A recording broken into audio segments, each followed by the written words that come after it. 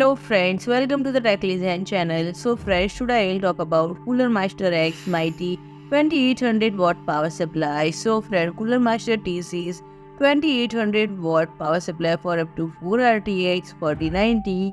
And friend, the power supply is equipped with single Mobius fan for efficient cooling coupled with what appears to be advanced heat pipes and heat sink that was previously intended by the company during Computex. And friend, it features advanced heat management, digital monitoring, high-quality components, master CTRL software integration, and peak efficiency.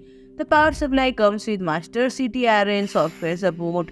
It is equipped with the PMBUS and USB connector. For that, the graphics are powered through native 12V PWR connectors and 6-pin PCIe connector. As we know, RTX 4090 can work with 3x8 pin to 12 PWR adapters, resulting in support for up to 490/40 cards. It is possible that the modular power connector layout will be modified on the 2800 watt unit. So friend, if you like my video, please do like, share and comment, and don't forget to subscribe my channel and press the bell icon.